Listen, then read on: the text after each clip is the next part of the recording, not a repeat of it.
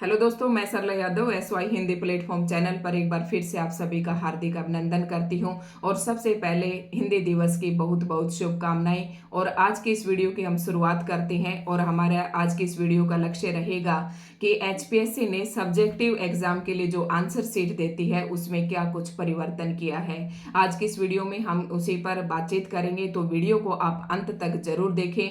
आप चैनल पर नए हैं तो चैनल को सब्सक्राइब कर ले, वीडियो अच्छी लगे तो लाइक एंड शेयर जरूर करें। और आप चाहते हैं किसी प्रकार की वीडियोज आप तक पहुंचते रहे तो बेल आइकन पर जरूर प्रेस कर लें। तो सबसे पहले सभी लोगों का बहुत बहुत धन्यवाद, जैसा कि आप जो सहयोग हमारे चैनल पर कर रहे हैं, चाहे वो हिंदी सब्जेक्ट के हो चाहे वो अन्य विषय के हों, काफ़ी जो सहयोग है, प्यार है, स्नेह है, वो देखने को मिल रहा है।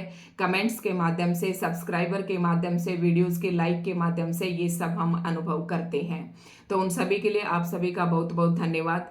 और HPSC ने एक बड़ा चेंज किया है, जैसा कि आप सभी को पता है कि 12 सितंबर को अभी HPSC ने कुछ एक सब्जेक्ट का एग्जाम लिया है। क्योंकि ये बात मैं इसलिए बता रही हूँ कि मैंने 4-5 वीडियो डाली थी और काफ़ी कैंडिडेट जो है HPSC के वो हमारे साथ जुड़े हुए थे। तो मैं नहीं चाहती कि उनका किसी प्रकार से कोई नुकसान हो या फिर वो किसी भी तरीके से भ्रमित हो। तो आज की इस वीडियो में हम बातचीत करेंगे, क्योंकि जैसा कि 12 तारीख को पेपर था तो उसी के माध्यम से सुनने को आया है कि जो आंसर शीट है वो चेंज कर दी है। आंसर शीट में चेंज किया हुआ है, कोई बहुत ज़्यादा चेंज नहीं हुआ है, आपको घबराने की जरूरत नहीं है। आप जिस प्रकार से अपने घर प्रैक्टिस कर रहे हैं आप उसी प्रकार से प्रैक्टिस करते रहें। बस आंसर शीट क्या है वो मैं थोड़ा सा, ये आंसर शीट तो मेरे पास नहीं है लेकिन मैंने A4 साइज के कुछ जो पेजेस हैं यहाँ पर बाइंड किए हैं। तो इस प्रकार के आपको बाइंड की गई एक कॉपी मिलेगी आंसर, ठीक है। फर्स्ट पेज पर आपको कुछ इंस्ट्रक्शंस मिलेंगी।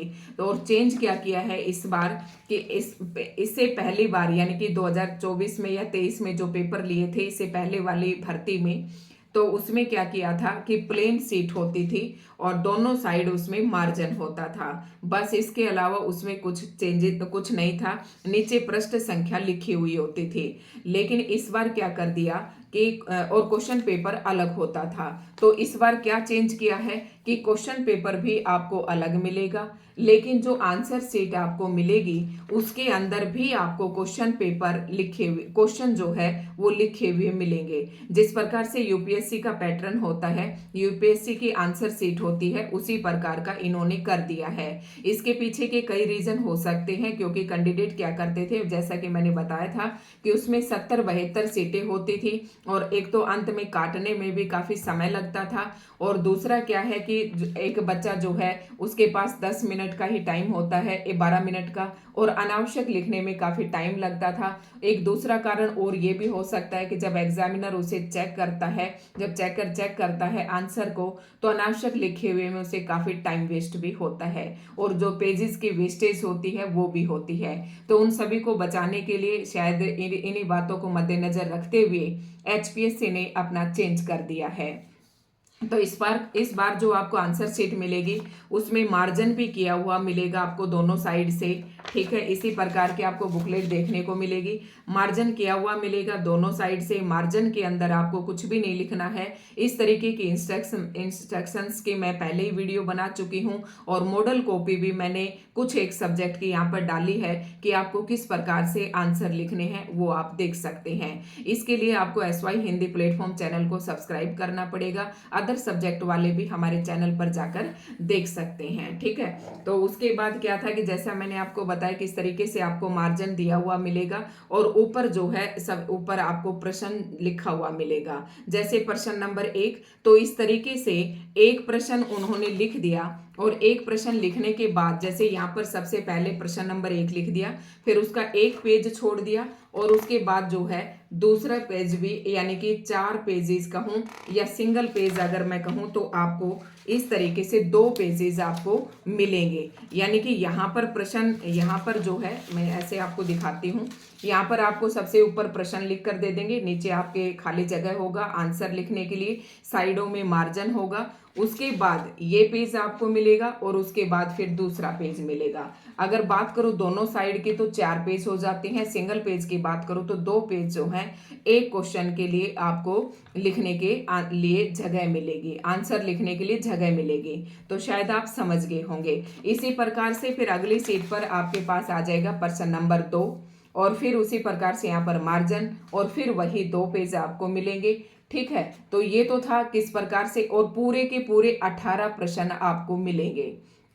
अब उसमें आपके मन में ये डाउट आ रहा होगा कि मैम हमें पहला प्रश्न न करके हमें तीसरा प्रश्न करना है। तो मैं ये कहूँगी कि आपको जितने करने हैं आप अपने क्वेश्चंस को पहले आंसर लिखें, जो 15 आपको अटेम्प्ट करने हैं। उसके बाद जो 3 आप छोड़ना चाहते हैं उसको फिर आप क्रॉस कर दें। ठीक है, उसको आपको क्रॉस कर देना है उन सीटों को, और वहां पर एग्जामिनर होगा वो आपको बता भी देगा।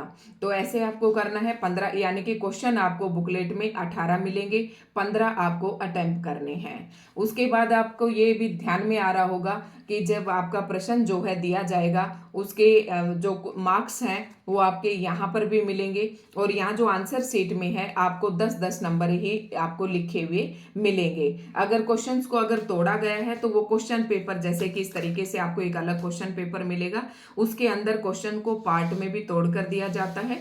जैसे 4 और 2 में तोड़ दिया, 2 और 8 में तोड़ दिया, 8 और 2 में तोड़ दिया, 6 और 4 में तोड़ दिया, और कुछ एक क्वेश्चन जो हैं आपको 10-10 नंबर में देखने को मिलेंगे।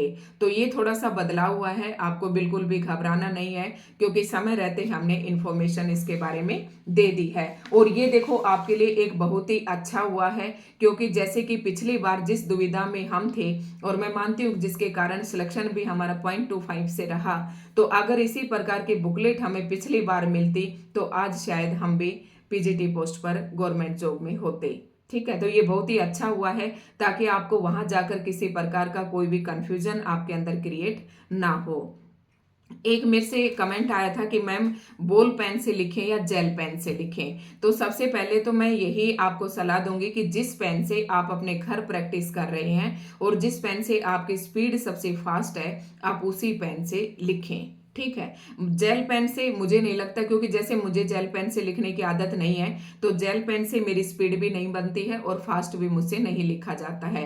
हाँ, मानती हूँ कि अगर आप आराम से जेल पेन से अगर लिखेंगे तो राइटिंग बॉल पेन से ज्यादा अच्छी आएगी, लेकिन मुझे नहीं लगता कि जेल पेन से स्पीड बनती है। फिर भी अगर आपको लगता है कि मेरी जेल पेन से प्रैक्टिस है तो आप जेल पेन से लिखिए। उसके बाद एक कमेंट बहुत ज्यादा बना लिया कि मैम 1 पेज भरें, 2 पेज भरें। अब मैं ये कहती हूँ कि तुम्हारा मन करे उतना पेज भरें। अब तो एचपीएससी ने बाउंडेशन लगा दी कि आपको केवल 2 ही पेज देगी, तो अगर आपके पास समय है तो आप पूरे के पूरे 2 पेज भरिए। अब कोई डाउट नहीं है, अगर आप 3 घंटे के अंदर 15 प्रश्न अटेम्प्ट करने की क्षमता रखते हैं तो आप पूरे के पूरे 2-2 पेज भरिए। अगर आपके अंदर कैपेसिटी है तो मैं मना नहीं करती, क्योंकि कंपटीशन का जमाना है, और कंपटीशन में जब आप अन्य से कुछ अलग लिखेंगे तभी आप सिलेक्शन के नजदीक पहुंचेंगे। तो आप ऐसे लिखिए, कोई दिक्कत नहीं है। और एक और कमेंट्स मुझे कुछ ध्यान नहीं आ रहा है कि मैंने देखे भी नहीं अभी, तो कुछ एक कमेंट्स थे जो हाईलाइट थे और इनके ऊपर मैंने सोचा कि मुझे जरूर बताना है, तो ये मैंने बता दिया है। अगर फिर भी आपका कोई डाउट रहता है तो आप मुझे कमेंट कर सकते हैं।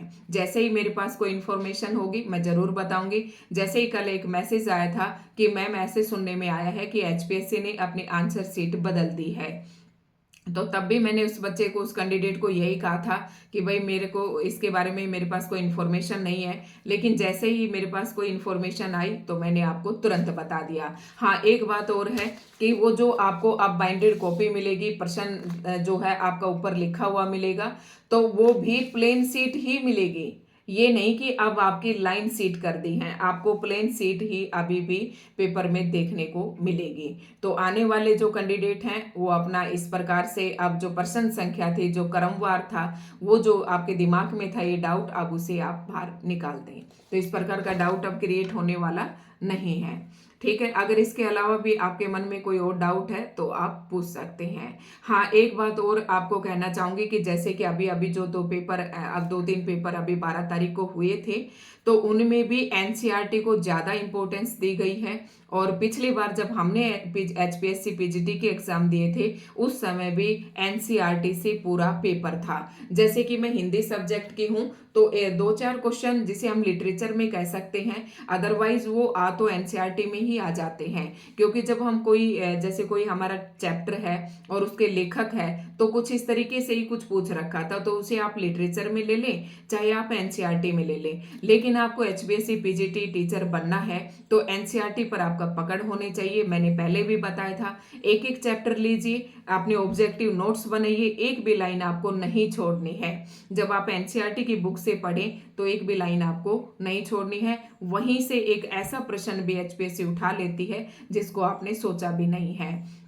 इस प्रकार से सारे नोट्स करने के बाद, सारी तैयारी करने के बाद, जैसे कि हमने भी अपने चैनल पर आपके जो सिलेबस दिया गया है 11वीं 12वीं का, तो वो सारे सभी चैप्टर के एमसीक्यूज हमने भी करवा रखे हैं।